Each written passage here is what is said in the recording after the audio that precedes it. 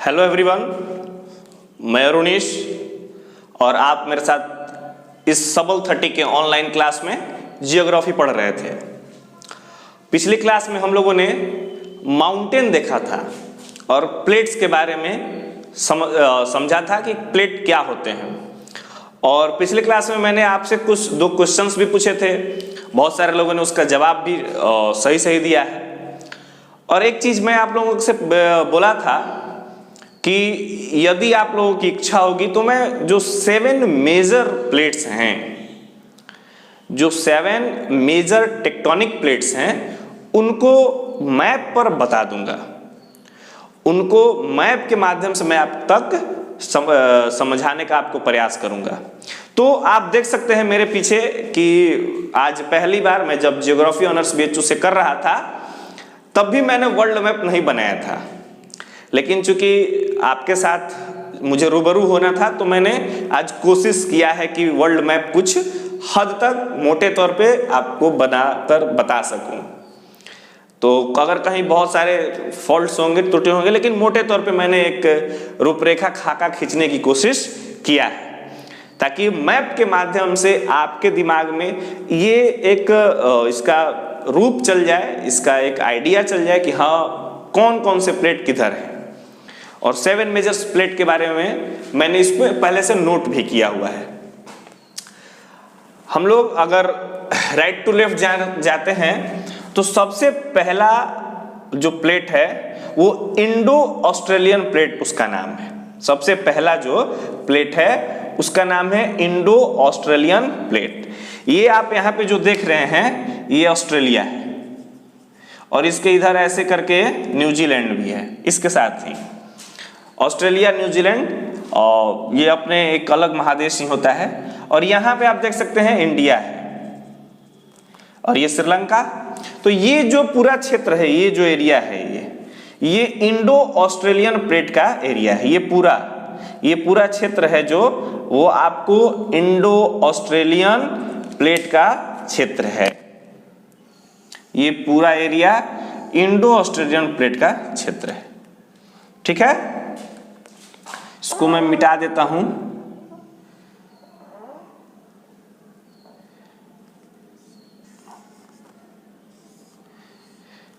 और इसके जस्ट ऊपर में जाएंगे, इसके जस्ट ऊपर में आप जाएंगे तो यूरेशियन प्लेट है। यूरोप और एशिया का ये क्षेत्र है। ये यूरोप है और इधर एशिया का क्षेत्र है। इन दोनों क्षेत्रों को मिला के इसका नाम क्या दिया गया? Eurasian plate. ठीक है, ये जो इलाका है ये ऊपर में आपका रसिया है, फिर यहाँ चाइना है, यहाँ मंगोलिया है, यहाँ नेपाल है, फिर तिब्बत है, नेपाल है। ये जो ऊपर वाली जो क्षेत्र है रसिया, यूरोप का, ये यूरोप और एशिया का जो क्षेत्र है इसको यूरेशियन प्लेट बोला गया है। ये यूरेशियन टेक्टोनिक प्लेट्स है, ये ऊपर वाला। जब इससे थोड़ा सा बढ़ेंगे तो ये अफ्रीकन कंट्री है, यहाँ पे ये सब अफ्रीका महादेश है, तो इसको अफ्रीकन प्लेट बोला। ये जो है ये अफ्रीकन प्लेट है ये पूरा। और नीचे में आप सबको पता है जहां पे लगभग जिस कॉन्टिनेंट पे लगभग सभी देश के रिसर्च सेंटर हैं, अंटार्कटिका, यहां पे इस प्लेट्स को अलग से नाम दिया गया अंटार्कटिका प्लेट्स। ठीक है, अब इसके जस्ट ऊपर में आते हैं तो दो और हैं, नॉर्थ अमेरिकन प्लेट और साउथ अमेरिकन प्लेट। ये ऊपर में नॉर्थ अमेरिका का क्षेत्र है, इसका नाम है नॉर्थ अमेरिकन प्लेट, और इसके जस्ट नीचे में साउथ अमेरिकन प्लेट, इसका नाम है, ये साउथ अमेरिका है। ये पूरा जो क्षेत्र है ये साउथ अमेरिका है। इसी से रिलेटेड मैंने आपसे क्वेश्चन भी किया था माउंटेन जब पढ़ा रहा था। तो ये यहाँ पे आपने देखा नॉर्थ अमेरिकन प्लेट और साउथ अमेरिकन प्लेट। ठीक है, और ये पूरा यहां से इस तरह का जो क्षेत्र है ऐसे, और इधर से ये वाला, ये फिर आपने जब ग्लोब देखा होगा तो ग्लोब के चारों तरफ, चूंकि हम लोग जब 2D डायग्राम बनाते हैं तो पूरे पृथ्वी को एक जगह करना होता है, तो ये पूरा क्षेत्र इधर से ऐसे और इस साइड से ऐसे, ये पूरा जो क्षेत्र रीजन पड़ेगा वो होता है पैसिफिक प्लेट का। ये पैसिफिक प्लेट है। ये 7 मेजर टेक्टोनिक प्लेट्स हैं। ये 7 मेजर टेक्टोनिक्स प्लेट। इसको थोड़ा सा और अगर ब्रॉड बनाने की कोशिश किया गया है तो यहां पर जो होगा एक प्लेट है, यहां पे एक ऐसे करके प्लेट है, इसका डीओसू डी 3-4 कैसे जुआन डी केका करके नाम है, इसका प्लेट है। फिर यहां पे ऐसे एक प्लेट आता है कोको प्लेट, ठीक है, यहां पे इस तरह से एक को। फिर नीचे में ये ऐसे करके एक प्लेट आता है और नजाका प्लेट, नजाका प्लेट। फिर इसके जस्ट ऊपर में यहां पे आता है कैरिबियन प्लेट, कैरिबियन प्लेट। फिर जब आप इधर आ जाएंगे तो बहुत सारे अरबियन कंट्री का ये क्षेत्र है, तो इसको अरबियन प्लेट कहते हैं, अरबियन प्लेट, ठीक है। और जब इधर आ जाएंगे यहां पे एक तो फिलीपीन प्लेट है, ऐसे फिलीपीन प्लेट है। तो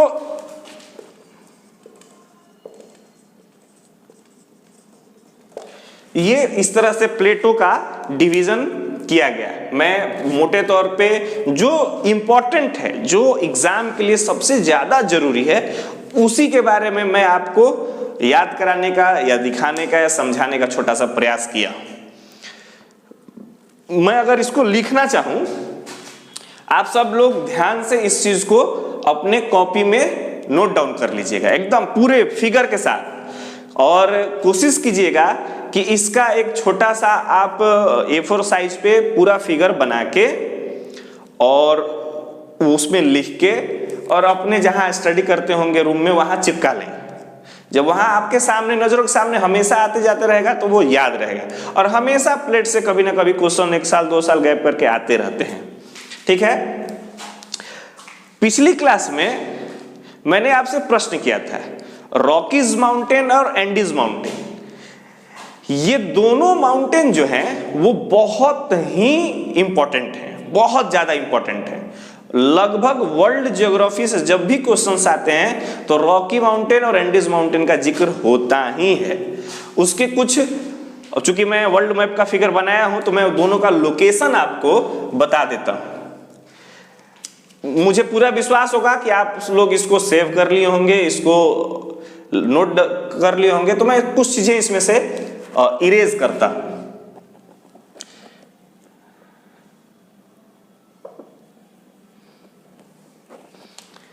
ये जो क्षेत्र आप देख रहे हैं, ये वाला ऐसे, ये यूएसए है, ठीक है, और ऊपर में, इसके जस्ट ऊपर में है कनाडा। यूएसए है और ये कनाडा है। जो रॉकी माउंटेन है वो इस तरह से ऐसे है,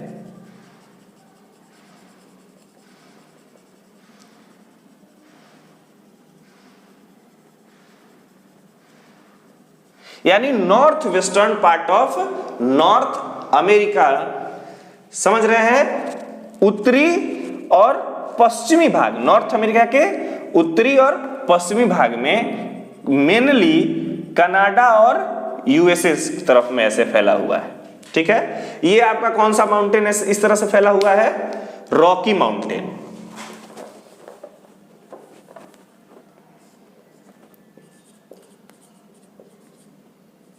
ये रॉकी माउंटेन इस तरह से फैला हुआ है। इसका पीक, फिर आप लोगों के लिए एक प्रश्न है कि रॉकी माउंटेन का हाईएस्ट पीक कौन सा है? कमेंट बॉक्स में जरूर इसको कमेंट करेंगे आप। एंडीज, आप सब लोगों ने बताया कि एंडीज कहां है भाई, तो साउथ अमेरिका में। ये साउथ अमेरिकन कंट्रीज हैं। एक चीज मैं बता दूं कि जो एंडीज माउंटेन है वो 7 साउथ अमेरिकन कंट्रीज से होकर गुजरता है। यानी कह सकते हैं कि ये जो पूरा पार्ट है, यहां से पूरा पार्ट, यहां से ऐसे चलते जाइए, ये पूरा पार्ट इस तरह से एकदम यहां तक आ जाता है। यानी कह सकते हैं कि साउथ अमेरिका को पश्चिम की तरफ से चारों तरफ से कौन सा माउंटेन है? Andes mountain. पूरा ये पूरा जो आप लोकेशन देख रहे हैं ये एंडीज माउंटेन है, और इसीलिए इस माउंटेन को, एंडीज माउंटेन को मतलब दुनिया का सबसे लॉन्गेस्ट माउंटेन रेंज भी कहा जाता है। सबसे लॉन्गेस्ट, ये पूरे वर्ल्ड का सबसे लॉन्गेस्ट माउंटेन रेंज है। तो जिस तरह से आप लोगों ने कमेंट बॉक्स में बहुत सारी चीजें, बहुत अपनी बात भी कमेंट में रखा, और जो मैं क्वेश्चन पूछ रहा हूं उसका भी जवाब आप लोगों ने बहुत ही दृढ़ता से और अच्छे तरीके से दिया। तो आज के लिए भी आपके लिए एक छोटा सा प्रश्न है दो, कि रॉकी माउंटेन और एंडीज माउंटेन दोनों के जो हाईएस्ट पीक हैं उनका नाम आप लोग बता दें। इसके बारे में कुछ छोटी छोटी जानकारी है, मैं आपको बता दें। तो रॉकी माउंटेन और एंडीज माउंटेन के जो मेन चीज है, जो कुछ उनके बारे में जानकारी है, वो मैं आपके साथ शेयर कर रहा हूं। दो प्रश्न मैंने आपसे पूछा ही है कि रॉकी माउंटेन का हाईएस्ट पीक आपको बताना है और एंडीज माउंटेन का हाईएस्ट पीक आपको बताना है, दोनों का। ये इसका जो लेंथ है, मोटे तौर पे मैं जानकारी देता हूं, ये लगभग ऐसे तो 3000 से 4000, 4500 तक मिलेगा, लेकिन बहुत सारे जगहों पे आपको 4800 किलोमीटर मिलता है। ठीक है, इसका लेंथ है, यानी यहां से चल के यहां तक ये वाला 4800 किलोमीटर अब मिलता है हर जगह। फिर विड्थ जब आप देखेंगे इसका, यानी ये चौड़ाई, तो ये आपको 110 किलोमीटर टू 400 किलोमीटर तक है। 110 किलोमीटर टू 400 किलोमीटर तक इसका विड्थ है। इसमें अगर 100-200 का कहीं वेरी होता है तो वो ज्यादा मायने नहीं रखता है, ध्यान रखिएगा। मोटे तौर पे ये सब चीजें हैं, और ये मेनली किस किस देशों में इसका एक्सपेंशन है, इसका फैलाव है? तो ये है यूएसए, यानी ये यूएसए, और इसके ऊपर में जस्ट क्या है? कनाडा।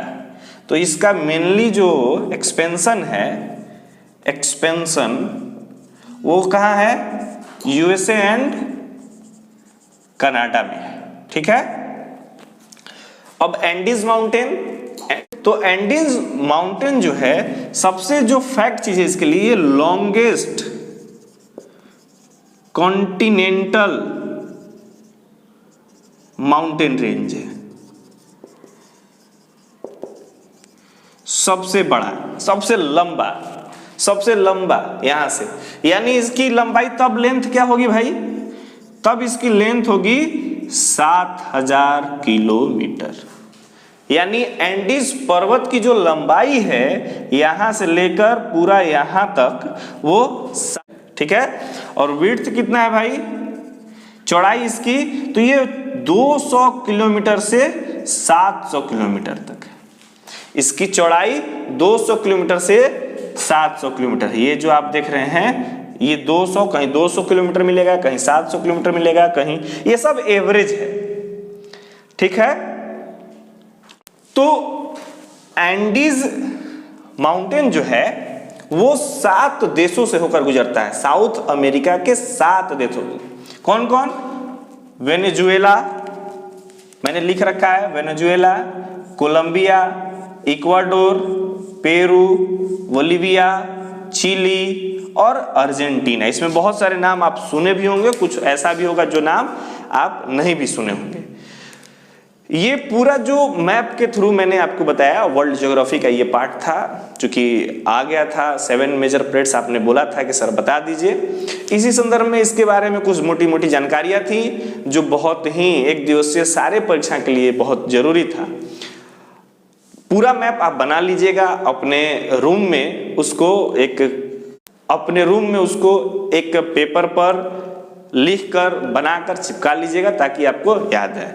मिलते हैं नेक्स्ट क्लास में, तब तक के लिए धन्यवाद।